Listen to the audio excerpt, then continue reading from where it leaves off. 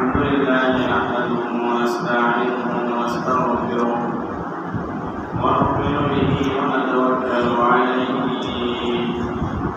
ونعوذ بالله من شرور أنفسنا ومن سيئات أعمالنا من يهده الله فلا مضل له ومن يضلل فلا هادي له ونشهد أن لا إله إلا الله وحده لا شريك له ونشهد أن سيدنا وسندنا وحبيبنا ومولانا محمدا عبده ورسوله الذي أرسله بالحق بشيرا ونذيرا وداعيا إلى الله بإذنه وسراجا منيرا أما بعد فأعوذ بالله من الشيطان الرجيم بسم الله الرحمن الرحيم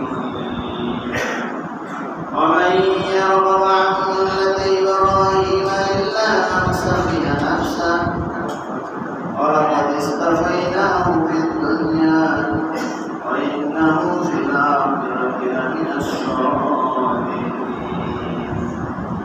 إذ قال له ربه أسلم قال أسلمت لرب العالمين ووصى بها إبراهيم بنيه ويعقوب يا بني إن الله اصطفى لكم الدين فلا تموتن إلا وأنتم مسلمون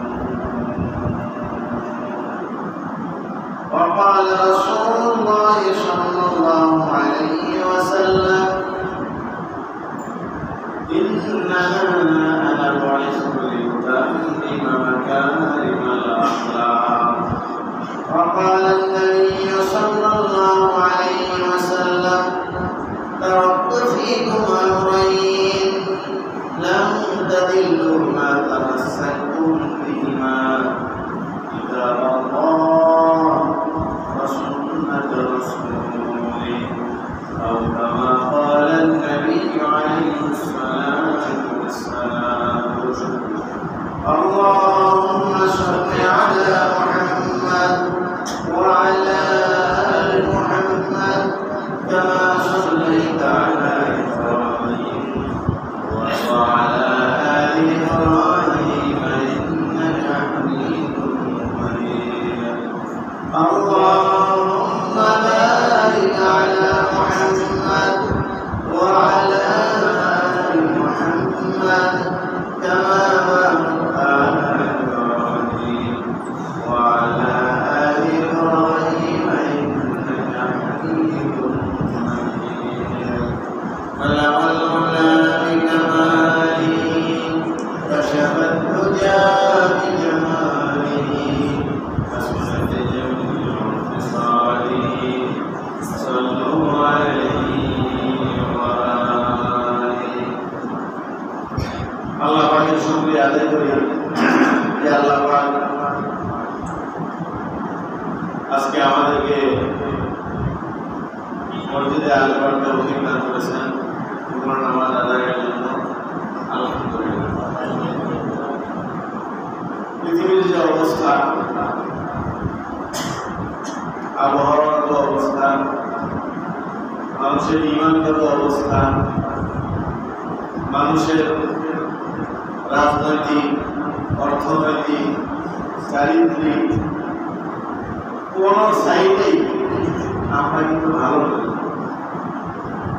কি বলেন? ভালো আছি। তারপরে সকালবেলা একটা খবর শুনে একটু ভালো লাগলো, সেটা হলো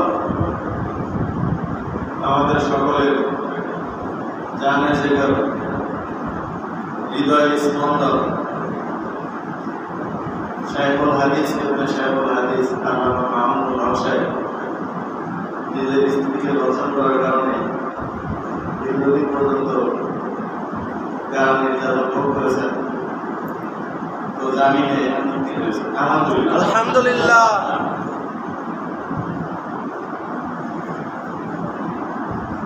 এটা আজকের জন্য একটা এভাবেই যেন আমরা ধারাবাহিকভাবে ভালো খবর শুনতে থাকতে পারি। বলেন আমিন। আমিন। যেদিন শুনবো যে ফিলিস্তিন আজাদ হয়ে গেছে, সেদিন আমরা আরো কতগুণ বেশি খুশি হব। যেদিন শুনবো যে ইসরায়েলে কালিমার পতাকা উঠতেছে, ফিলিস্তিনের মুজাহিদরাই শুধু ফিলিস্তিনকে আজাদ করেন নাই, বরং ইসরায়েলকেও দখল করছে, তখন কি ভালো লাগবে না খারাপ লাগবে? ভালো লাগবে। যেদিন শুনবো যে আমেরিকার হোয়াইট হাউস থেকে কালিমা লা ইলাহা ইল্লাল্লাহর ধ্বনি বেরিয়ে আসতেছে, সেখানেও কালিমা খচিত ইসলামের পতাকা আমেরিকার আকাশে উড়েছে, তখন আমাদের ভালো লাগবে না খারাপ লাগবে? ভালো লাগবে। আপনাদের কি এটা ভাবতে কষ্ট হচ্ছে? না। এটা কি সম্ভব না অসম্ভব? সম্ভব।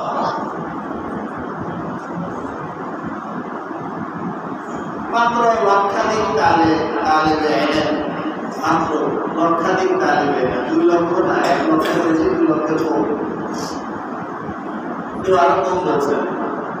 তালেবে এলেন, তাদেরকে আফগানিস্তানের ভাষায় বলে তালেবান, আরবিতে তালেবে এলেন, অর্থাৎ কওমি মাদ্রাসার ছাত্র।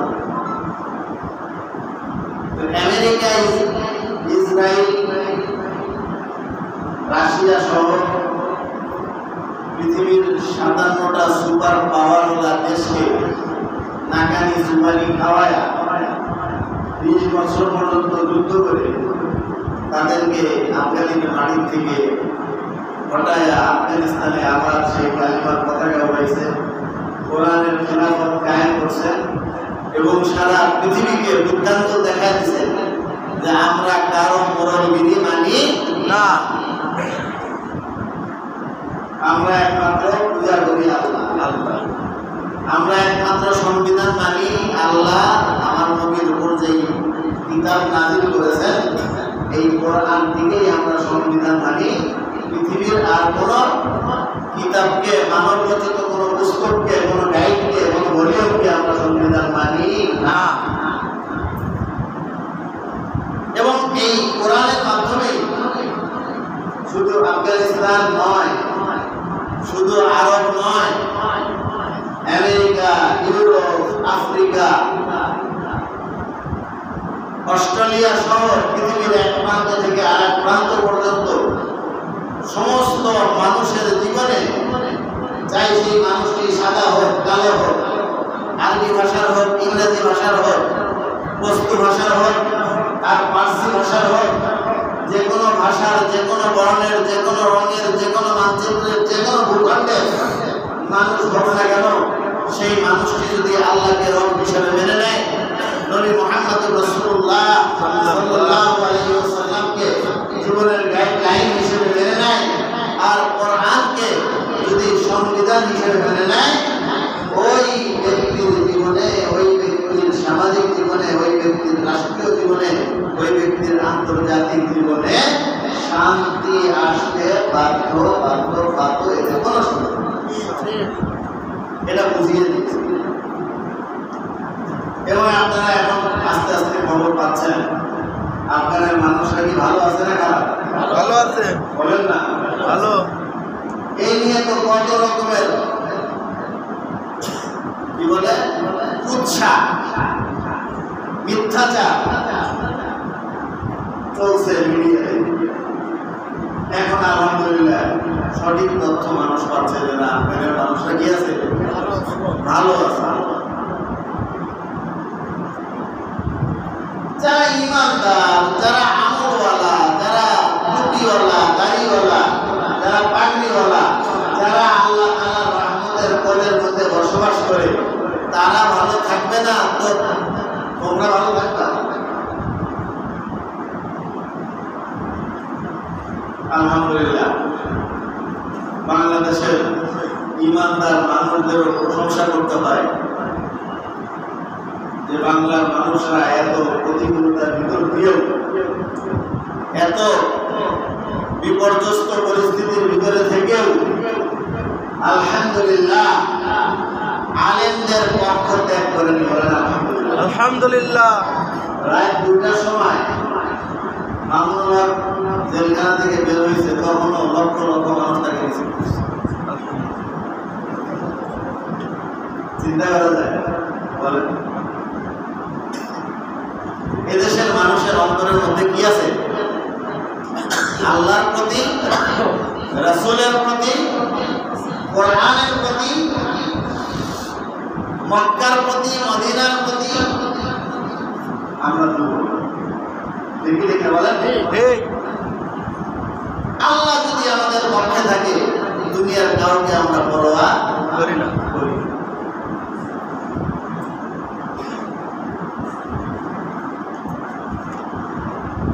घर तो नहीं मेरा तो कोई शय नहीं मेरी, जो तू मेरा सब है मेरा, फलक मेरा ज़मीं मेरी, जो तू मेरा सब है मेरा, फलक मेरा ज़मीं मेरी। আল্লাহ যদি আপনি আমার না হন, তো পৃথিবীর কোনো কিছুই আমার নয়। আল্লাহ যদি আপনি আমার না হন, তো পৃথিবীর কোনো কিছুই আমার নয়। আর যদি আপনি আমার হয়ে যান, আসমান জমিনের সব কিছু আমার। আসমান জমিনের সব কিছু কার? আমার। আমার। যদি আল্লাহ আমার হয়ে যান, মাল্লাহুল মাওলা ফালাহুল কুল, যার আল্লাহ হয়ে যাবে তার সব হয়ে যাবে। এই শিক্ষাই ইব্রাহিম আলাইহিস সালাম তার জীবন দিয়ে দিয়েছেন।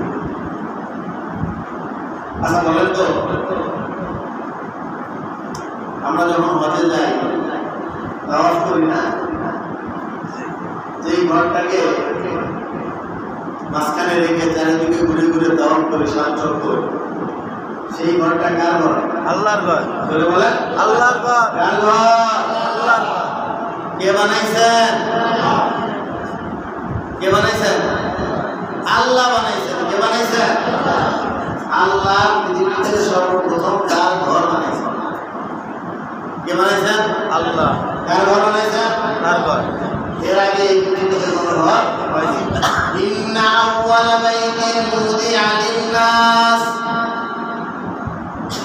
পৃথিবীর প্রথম ঘর যা মানুষের কল্যাণার্থে সৃষ্টি করা হয়েছিল, বানানো হয়েছিল, সেটির নাম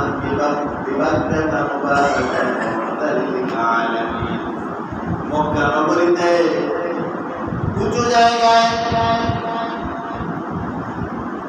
সেই ঘরটি সারা দুনিয়ার মানুষের জন্য রাস্তা দেখানেওয়ালা। সেই ঘরটা সারা দুনিয়ার মানুষকে কি দেখায়? রাস্তা দেখা। রাস্তা দেখায়। কিসের রাস্তা দেখায়? আল্লাহ পর্যন্ত পৌঁছার রাস্তা দেখায়। কিসের রাস্তা দেখায় বলেন? আল্লাহ পর্যন্ত পৌঁছে। ওই ঘর বরাবর সাত আসমানের উপর আরেকটি ঘর আল্লাহ তাআলা নির্মাণ করেছেন। সেই ঘরের নাম হলো বাইতুল মামুর। সেই ঘর বরাবর আল্লাহ পাকের আরশ ৭০,০০০ গুণের মর্যাদা, একই সূত্রে গাঁথা, একই রেখায় অবস্থিত। সুতরাং আমি আপনি আল্লাহর আরশে পৌঁছতে পারবো না, আমি আপনি বাইতুল মামুরে পৌঁছতে পারবো না। এই জন্য আল্লাহ তাআলা তার এই ঠিকানা আমাদের এই জমিনে নির্ধারণ করে দিলেন যে বান্দা, তুমি তো আমার আরশে আসার সুযোগ নেই, তুমি তো আমার বাইতুল মামুরের সাত আসমানের উপর আসার সুযোগ নেই। তুমি আমার কাছে আসার জন্য তোমার অবস্থানে আমি আমার একটা ঠিকানা ঠিক করে দিলাম। ওই জায়গায় আসলেই সেখান থেকে আমি আমার কুদরত দিয়ে, রহমত দিয়ে আমার আরশে তোমাকে টান দিয়ে দিই। সুবহানাল্লাহ। এই ঘরটি সর্বপ্রথম আল্লাহ তাআলা নির্মাণ করেছিলেন ফেরেশতাদের মাধ্যমে। কার মাধ্যমে? ফেরেশতাদের মাধ্যমে। বানা বাইতা রাব্বিল আরশি আশরুন ফাদহুম মালাইকাতুল্লাহিল কিরাম ফাআদামু ফাশিরুন ফাইবারাহিম সুম্মা আমালিকু قصي قريش قبل هذين جرهم وعبد الله بن الزبير بنى كذا بناء لحجاج وهذا متمم এ পর্যন্ত 10 বার নির্মাণ করা হয়েছে এই বাইতুল্লাহ। সর্বপ্রথম নির্মিত হয়েছিল ফেরেশতাদের হাত দিয়ে এবং সবচেয়ে গুরুত্বপূর্ণ ঐতিহাসিকভাবে নির্মাণ করা হয়েছিল হযরত ইব্রাহিম আর ইসমাঈল আর হাজেরা।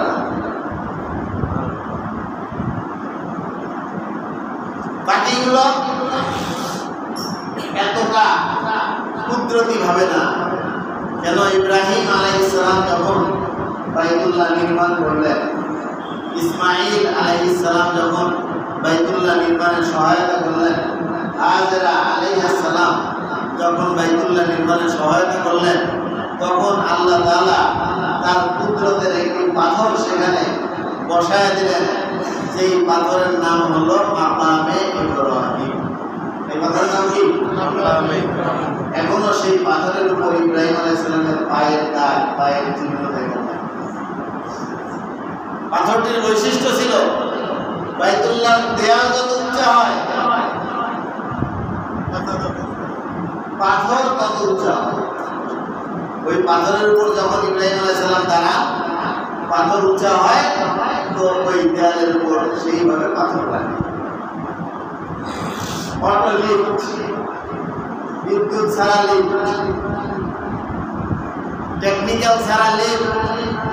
এই টেকনিক্যালের মালিক কে? আল্লাহ।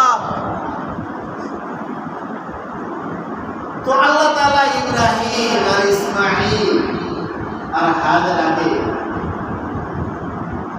কেন বাইতুল্লাহর ঘর, আল্লাহর ঘর নির্মাণের ক্ষেত্রে তাদের হাতকে ব্যবহার করলেন?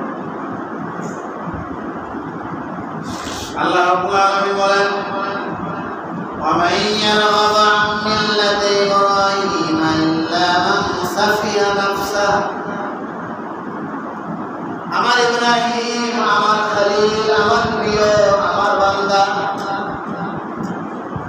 ইব্রাহিমের আনিত ধর্ম, ইব্রাহিমের আনিত সিস্টেম, ইব্রাহিমের আনিত দিন থেকে যদি কেউ মুখ ফিরায় নেয়, ওর মতন এই পৃথিবীতে বোকা আর কেউ না। ইব্রাহিমের দিন থেকে যদি কেউ মুখ ফিরায় নেয়, তাহলে তার মতন বোকা আর পৃথিবীতে কেউ না। কেন? ইব্রাহিম আলাইহিস সালাম কি করেছিলেন? ওয়ালাকাদ ইসতাফাইনাহু ফিদ দুনিয়া, আমি ইব্রাহিমকে বাছাই করেছি সারা পৃথিবীর সমস্ত মানবতা থেকে এক দৃষ্টি। এরকম ব্যক্তি, এরকম মুখলেস, এরকম নিবেদিত প্রাণ, এরকম আল্লাহর প্রেমের প্রেমিক পৃথিবীর বুকে দ্বিতীয় আর কেউ নেই।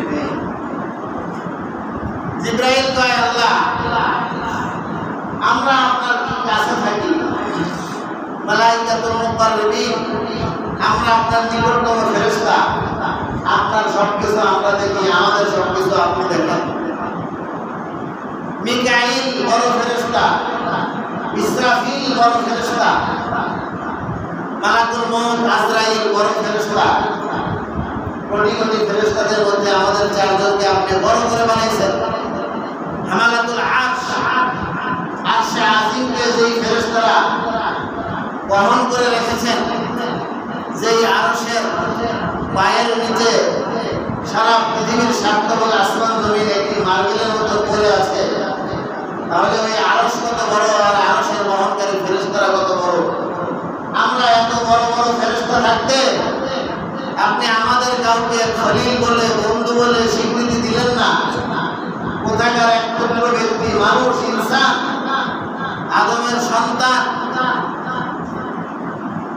তাকে আপনি আপনার বন্ধু বানাইলেন, কারণটা তো বুঝলাম। কে বলে? জিবরাইল। কে বলে? জিবরাইল। তো আল্লাহ তাআলা বলেন, জিবরাইল তুমি আমার বন্ধুকে আমি বন্ধু বানাইছি, কেন এটা বুঝতে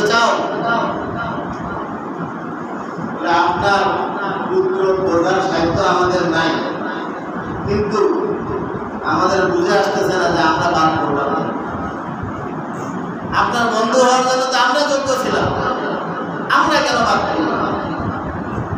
ঠিক আছে, তাহলে যাও ইব্রাহিমকে দেখে আসো, ইব্রাহিমকে দেখে আসো, তাহলে বুঝবা যে ইব্রাহিম কে সচ্চি है। তো জিবরাইল আলাইহিস সালাম আসছে ইব্রাহিমকে দেখতে। কাকে দেখতে? জোরে বলেন, কাকে দেখতে? ইব্রাহিম আলাইহিস সালাম রাখা কি ছাগল চলাচ্ছে মাঠের মধ্যে। এই রাখালকে দেখতে আসছে কে? জোরে বলেন না, কে দেখতে আসছে? জিবরাইল দেখতে আসছে।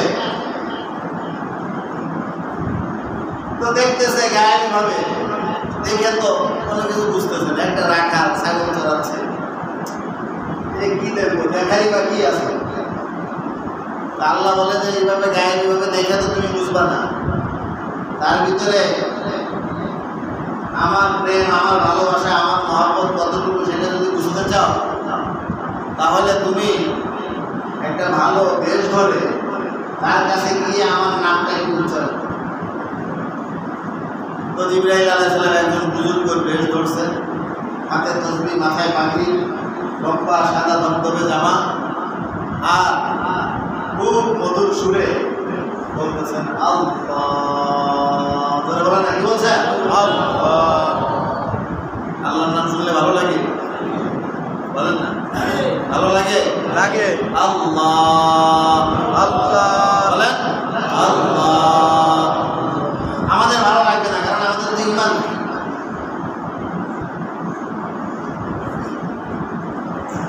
যাদের অন্তরে ঈমান আছে তাদের কাছে আল্লাহর নাম শুনলে মজা লাগে। ইন্নামাল মুমিনুন আল্লাযীনা ইযা যুকিরাল্লাহু ওয়াজিলাত কুলুবুহুম ওয়া ইযা তুলিয়াত আলাইহিম আয়াতুহু যাদাতুহুম ঈমানা ওয়া আলা রাব্বিহিম ইয়াতাওয়াক্কালুন।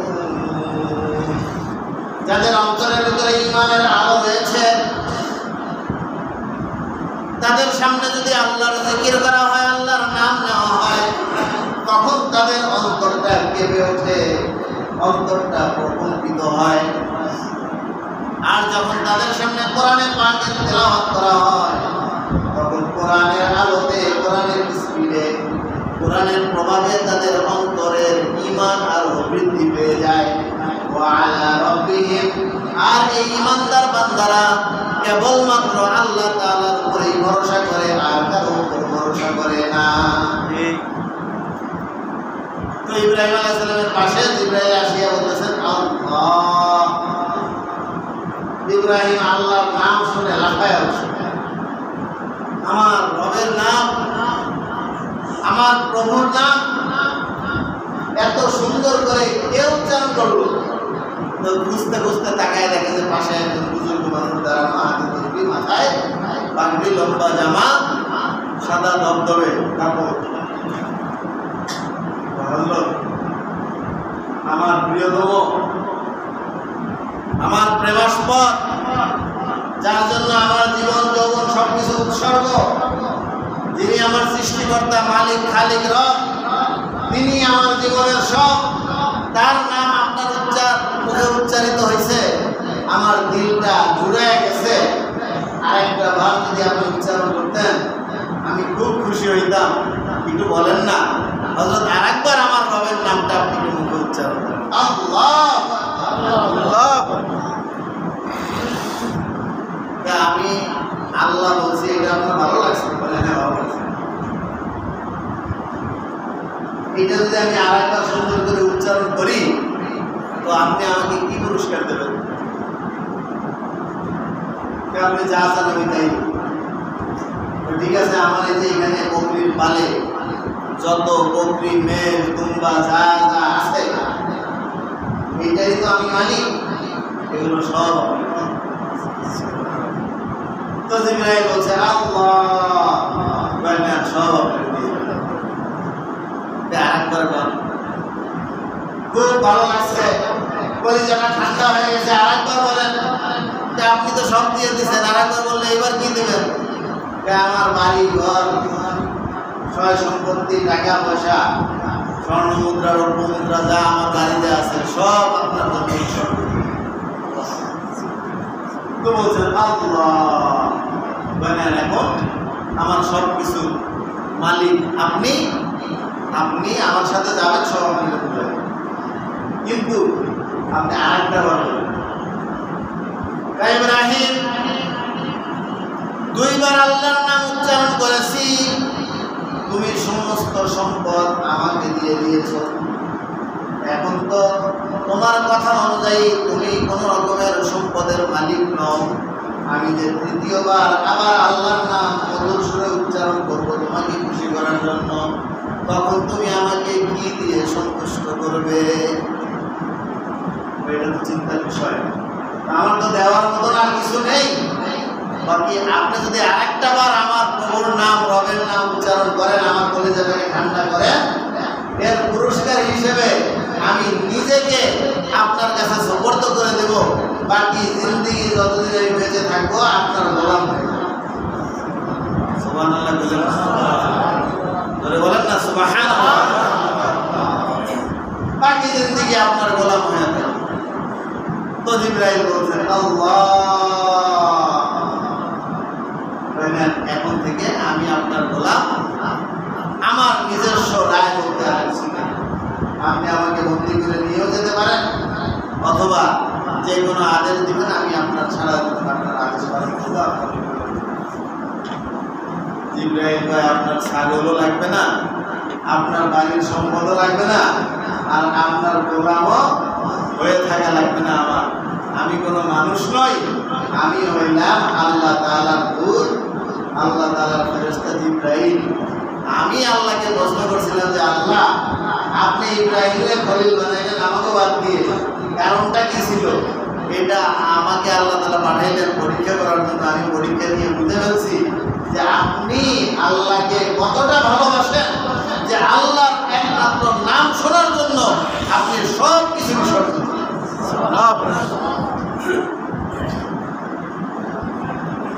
এর নাম হলো ইব্রাহিম, এর নাম হলো ইব্রাহিমের অন্তরের ভিতরে আল্লাহর প্রেম কত হয়েছে, আল্লাহর প্রতি তার ভালোবাসা, বিশ্বাস, ভক্তি কতটুকু ছিল। এই জন্য আল্লাহ তাআলাও তাকে কি বানিয়েছেন? ইব্রাহিম খলিলুল্লাহ, লা ইলাহা ইল্লাল্লাহ, ইব্রাহিম খলিলুল্লাহ ওয়া ইন্নাহু ফিল আখিরাতি লামিনাস সালিহিন। আর ইব্রাহিম আলাইহিস সালাম আখিরাতে জান্নাতের মধ্যেও নেককার ব্যক্তিদের মধ্যে অন্যতম ব্যক্তি হিসেবে সাব্যস্ত হবে। ইব্রাহিমকে যখন তার রব বলল, ইব্রাহিম তুমি আমার নিকটে সারেন্ডার করো, আত্মসমর্পণ করো, ক্বালা আসলামতু লিরাব্বিল আলামিন, আমি আমার নিজেকে নিবেদন করলাম ওই সত্তার নিকটে যেই সত্তা সমস্ত জগতের মালিক, সমস্ত জগতের রব। আরেকটা মজার বিষয় দেখেন, ইসমাইল আলাইহিস সালাম দিন পেয়েছেন তার বাবার থেকে, ইব্রাহিমের থেকে। ইসহাক আলাইহিস সালাম দিন পেয়েছেন তার বাবা ইব্রাহিমের থেকে। ইসহাক আলাইহিস সালামের ছেলে ইয়াকুব আলাইহিস সালাম দিন পেয়েছেন তার বাবা ইসহাক থেকে।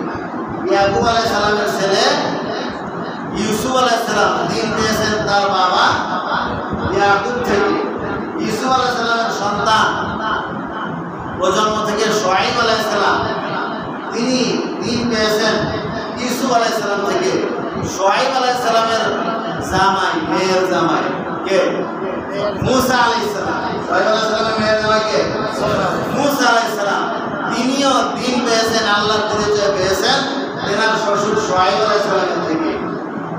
এইভাবে ধারাবাহিকভাবে পর্যায়ক্রমে দাউদ আলাইহিস সালাম, সুলাইমান আলাইহিস সালাম, জাকারিয়া আলাইহিস সালাম, ঈসা আলাইহিস সালাম, ইয়াহইয়া আলাইহিস সালাম, কিন্তু ইব্রাহিম আলাইহিস সালাম দিন পেয়েছেন তার কাছে।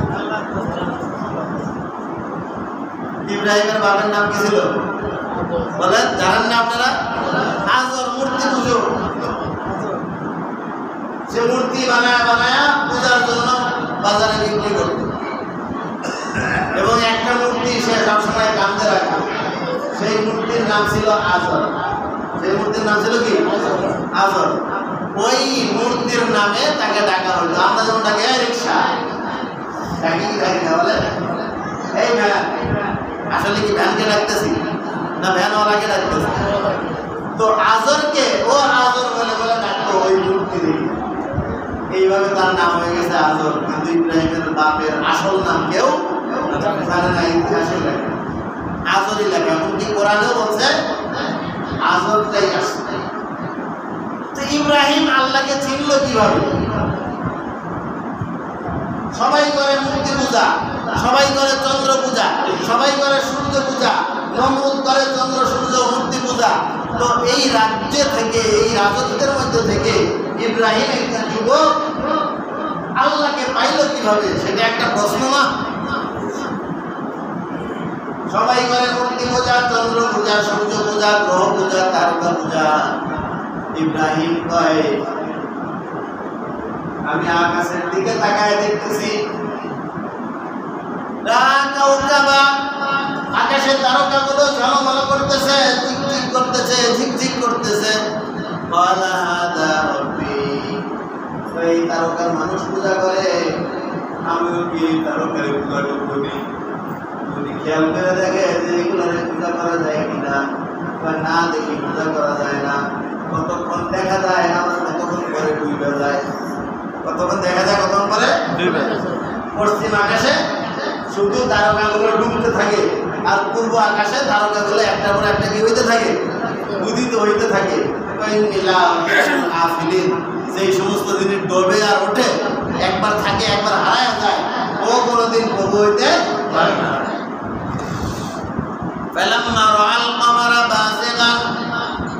এর মধ্যে যখন চন্দ্র উঠে গেল, হতে পারে এটাই আমার রব।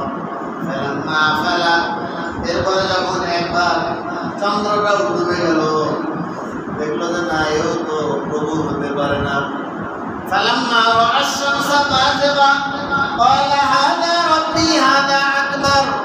এরপরে যখন রাত্র শেষ হয়ে গেল, দিন শুরু হয়ে গেল, পূর্ব আকাশে বিশাল আকারে সূর্য উদিত হলো। দেখলো যে এটাই হতে পারে আমার রব, এটাই হতে পারে আমার আল্লাহ। কেননা সূর্যের আলো দিয়েই তো সব কিছু হয়। সূর্য যদি না থাকে দিন হবে না, দিন না হইলে মানুষের জীবন অন্ধকার হয়ে যাবে। সুতরাং হতে পারে সূর্য আমাদের রব, সূর্য আমাদের আল্লাহ। সন্ধ্যার সময় যখন সূর্যটাও ডুবে গেল, যত জিনিস উদিত হওয়ার পরে অস্ত যায়, এরা কেউ আমার প্রভু হতে পারে না। আমি তো আমার চেহারাকে, আমি আমার অস্তিত্বকে, আমি আমার সত্তাকে, আমি আমার মস্তককে, আমি আমার কপালকে তার কুদরতি কদমে নিবেদিত করলাম। লিল্লাযী যিনি কিনা ফাতারাস সামাওয়াতি ওয়াল আরদ, এই সূর্যকেও যিনি বানিয়েছেন, এই চন্দ্রকেও যিনি বানিয়েছেন, এই কাউকাবা নক্ষত্র গ্রহ উপগ্রহকে যিনি বানিয়েছেন, এই আসমানকে যিনি বানিয়েছেন, এই জমিনকে যিনি বানিয়েছেন, নিশ্চয়ই এগুলোকে কেউ না কেউ বানিয়েছেন। ওই একমাত্র সত্তা, তিনি আমার রব, আর কাউকে আমি রব হিসেবে মানি না। ওয়াজ্জাহতু ওয়াজহিয়া লিল্লাযী ফাতারাস সামাওয়াতি ওয়াল আরদা হানিফা ওয়া মা আনা মিনাল মুশরিকিন। তো আল্লাহ তাআলাকে শিরকের, কুফরের, জুলুমের, নির্যাতনের হাজারো নোংরা পরিবেশের ভিতর থেকে যিনি নিজের বিবেক দিয়ে, বুদ্ধি দিয়ে যুবক বয়সে আল্লাহকে খুঁজে বের করে নিয়েছে, তার চেয়ে শ্রেষ্ঠ মানুষ পৃথিবীতে দ্বিতীয় আর কেউ হতে পারে না। এই জন্য ইব্রাহিম আলাইহিস সালামের কথা এত বেশি।